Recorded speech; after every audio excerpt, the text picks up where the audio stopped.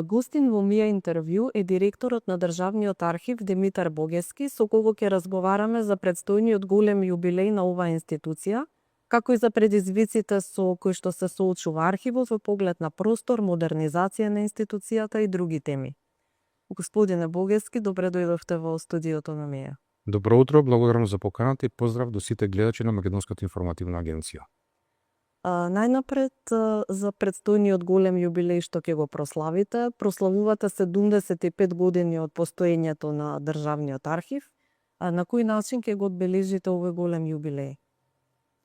Да, токму така, Државниот архив на Македонија прославува 75 години од неговото основање во далечната 1951 година со указ на тогашната влада.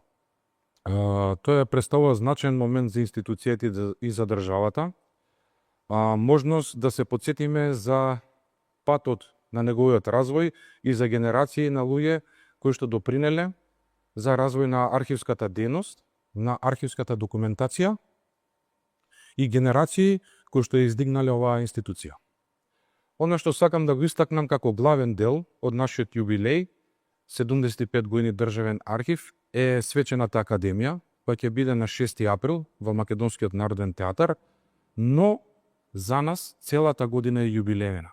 Така да не запираме тука, низ разни изложби, низ разни промоции на книги, промоции на документи, продолжуваме низ целиот период да го афирмираме Државниот архив на Македонија, да ги афирмираме документите со кои што поседуваме, односно да афирмираме целата општествена, историска и културна дејност во Македонија. Со оглед на овој голем јубилеј од 75 години постоење, може ли приближно да ни кажете колку материјали чува нашиот архив во депоата и кој е најстариот документ? Да. Државниот архив е составен дел, односно е составен од 9 подрачни оделенија, 9 подрачни архиви и заедно имаат околу 8000 фондови или тоа се мери кај нас во метри должни околу 9 километри архивски материјал. Еден од најстарите документи, односно најстариот документ кој што го поседува Државниот архив е Евангелието од Лука, кој потекнува од 12 век, а најден е во фондот на семејството, Охридското семејство Робеви. Државниот архив се смета за столб на националниот идентитет. Вие бидејќи доаѓате од редот на вработените, може најдобро да ни кажете со кои предизвици се соочува архивот во поглед на просторните услови за соодветно чување на трајниот архивски материјал и како и задоволување на техничките потреби. Да. Државниот архив не се смета, туку тој е столб на македонскиот идентитет, односно нашето мото е столб на македонското битие, постоење. Со предизвици ние се соочуваме од типот на, немаме доволно просторни услови за да може да го собереме целото тоа архивско наследство, односно целата таа архивска граѓа, документација во нашите депоа и да можеме на еден современ и модерен начин тоа да го заштитиме и чуваме. Значи, како една од предизвиците првенствено ние просторните услови, односно создавање на услови за нови депоа. Потоа ние како исто така предизвика современите методи на конзервација и реставрација, односно конзервирање на архивскиот материјал, неговите оштетувања, поправање и реставрирање, враќање на тие документи во првобитна положба. И како последна фаза од овие предизвици е дигитализацијата, што представува еден може од најбитните елементи во овие предизвици, бидејќи на тој начин, преку дигитализација на документите, односно на архивското наследство или граѓа која што представува културно наследство од прва категорија, ние всушност правиме и заштитување на архивскиот материјал, но правиме да биде поддостапен за научно-истражувачките цели. Процесот на дигитализација, за жал, кај нас малку доцни, односно каскаме со тој процес, од кои причини, бидејќи ние немаме ни 1% до сега од целокупната документација издигитализирана или во дигитална форма.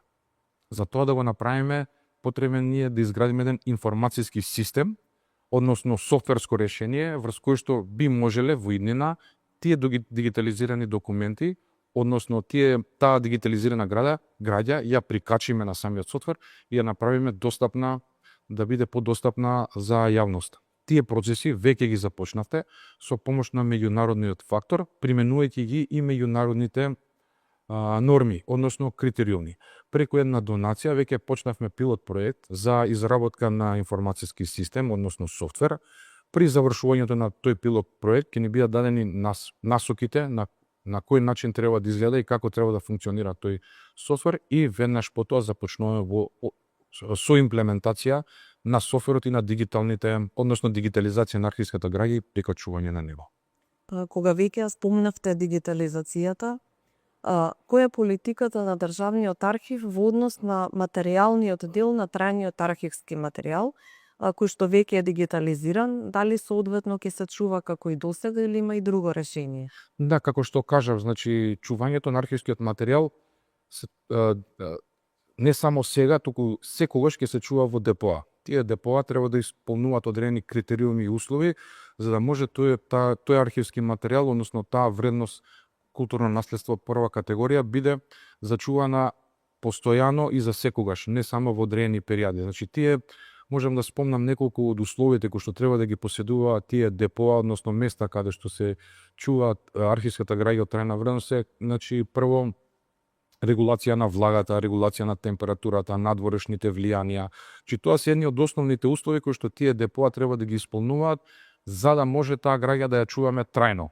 Што се однесува до дигитализацијата, ви спомнав и претходно дека ние веќе сме во изработка на информациски систем, односно софтверско решение, врз кој што ќе можеме тие дигитализирани документи ги прикачиме на тој софтвер. Со тоа, граѓаните, односно истражувачите кои што имаат потреба од истражување на архивските документи, нема да имаат допир со архивските документи, бидејќи при секој допир и при секој вадење од депото постои голема можност за оштетување на тие документи. Тие ќе имаат пристап во дигитална форма и ќе можат пред своите екрани, компјутери, лаптопи да имаат увид или да имаат научно-истражувачки дел преку електронска форма. Дали дигитализираните материјали ќе бидат безбедни, дали има опасност од преземање, можеби фалсификување, уништување? Колку архивот е подготвен да се справи со овие предизвици? Се разбира, информацијскиот систем, односно софтверот кој што го правиме, овој пилот проект ќе ни ги даде сите тие аномалии или можности кои што можат да се случат при самата работа. Се надеваме дека ќе избереме добра софтверска компанија и со наша помош, бидејќи ние практичниот дел треба да го имплементираме во дигитален дел.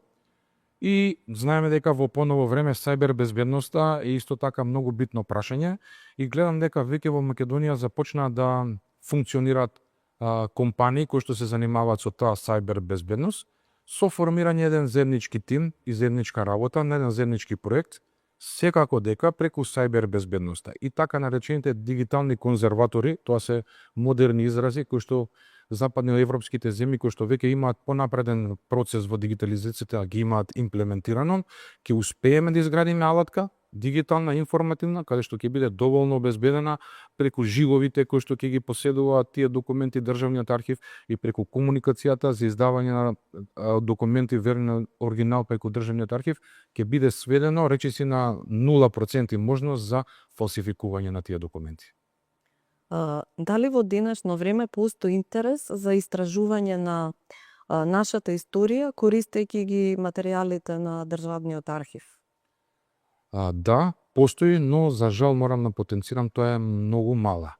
Бидејќи наши чести гости се исклучиво луѓето кои што се занимаваат со историски теми, односно одредени професори во Институтот за национална историја и од катедрата историја. Значи тоа се претежно луѓе кои што се занимаваат со историската наука и од тие две институции доаѓаат на истражување при изработка на некои нивни научни трудови. Нашата цел, ако добро забележувате, особено овие изминати 3-4 месеци, е поголема афирмација на Државниот архив, поголема присутност во јавноста и неделно повеќе пати прикажување, односно давање на документи на увид на јавноста, се со цел да предизвикаме побуда за научно-истражувачки цели и не само научно-истражувачки цели, туку остварување на одредени права и на луѓето во оваа држава. Покрај тоа, размислуваме и за повеќе проекти, тоа е со Институтот за национална историја, катедрата за историја, историја со архивистика, да можат предавања и вежби да прават во самиот државен архив. Со тоа сметам дека ќе направиме една дополнителна афирмација на државниот архив кај студентите кои што ќе се занимаваат во иднина со таа дејност, не само теоретски да слушаат предавања, туку да можат и практично да ги имплементираат тие теоретски знаења кои што ги имаат. Ние сме отворени за многу училишта, овој период особено средни, имавме доста поседи, особено средните училишта, нели, кои што подлабоко се запознаваат со одредени општествени прилики, културни, историски, економски и така натаму. Така да целта на ова раководство ново, на овој тим сега кој што е во државниот архив, е се поголема афирмација, се поголема достапност на луѓето и се повеќе можности да дојдат и да истражуваат во самиот државен архив. Од таа ризница или од морот документи кои што ги поседуваат. Значи, документите се достапни за научно-истражувачки цели, претежат поголем дел од документите. Не постои документи во државниот архив кои што се забранети или не се даваат од било какви причини за научно-истражувачки цели или на увид кај граѓаните или кај научно-истражувачката јавност. Сем документи кои што имаат степен на класификација, односно ПРК, тоа се продолжени рокови на чување и нив имаат право да ги гледаат само оние луѓе, односно оние институции кои што ги имаат создадено и кои што поседуваат сертификат за степен на класификација. Целата друга граѓа, меѓутоа таа е многу малку во државниот архив. Целата друга граѓа, односно 99% и повеќе, можеби од 99% од граѓата е достапна на македонската јавност. Нема ништо тајно, нема ништо скришно, отворено е за научно-истражувачки цели.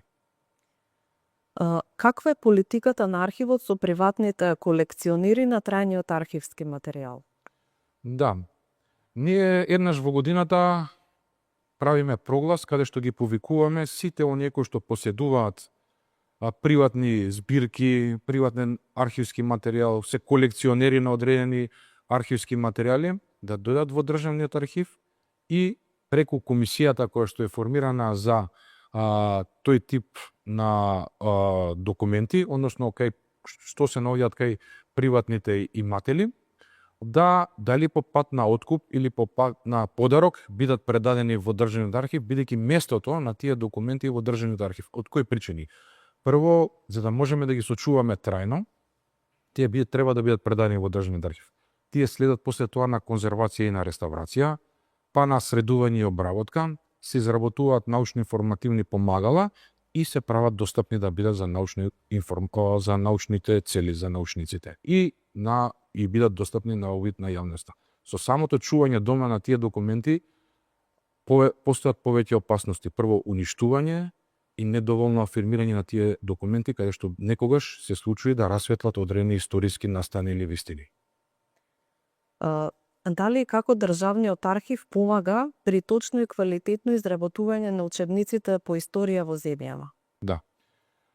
Како што можевте да забележите, сега во месец март, во ова блиско минуто, на посета ни беше министерката за образование и наука, професорката Весна Јаневска. Токму една од темите на кои што разговаравме беше и таа. Државниот архив се понуди преку оригинални своји документи да учествува во учебниците по историја кои што ги изработува Министерството за образование или Бирото за развој на образованието. Со тоа сметаме дека одредени вистини, историски вистини, ќе можеме да ги потврдиме, а и самите ученици, самите студенти, преку оригиналниот запис, оригиналните документи, оригиналната архивска граѓа, ќе може да се увери или може да ги доближи некои историски вистини од самиот текст и од самото читање. Не да ги толкува замислено, туку да ги види од самиот оригинален документ. И сметам дека со тоа ја правиме побогата научната програма, односно историските читанки, и врежуваме во колективната свест на самите ученици, на самите студенти за македонскиот континуитет, идентитет, битие, социјален, економски и општествен живот. Значи, на учениците ќе им биде поинтересно да гледаат преку Тоа е нашата цел. материјали, Тоа е не нашата само цел. сувопарно. Знаете, кога ги опишувате документите, тие создаваат свои мистификации, своја визија некоја, меѓутоа кога ќе го видат во оригинал, верувам дека многу повеќе ќе бидат заинтересирани, верувам дека многу повеќе би сакале можеби во живо да го погледнат, да дојдат, да се уверат во него, меѓутоа и самото тоа представување на слика на некоја историска вистина или потврдување на историска вистина, многу голем број од дилемите кај тие студенти или ученици ќе ги разреши. Дали архивот финансира стручно усовршување на вработените, особено на помладите кадри, со оглед дека голем дел се пензионираат во изминатите години? Да, како дел од нашите предизвици е и тоа до оформување на знаењето на вработените во архивот, до оформување на своето знаење, односно изучување на историја со архивистика и запишување на факултет. Зошто? Од причини што тоа е насоката, односно тоа се потребните квалификации кои што треба да ги исполнува еден вработен за да може да работи во државниот архив.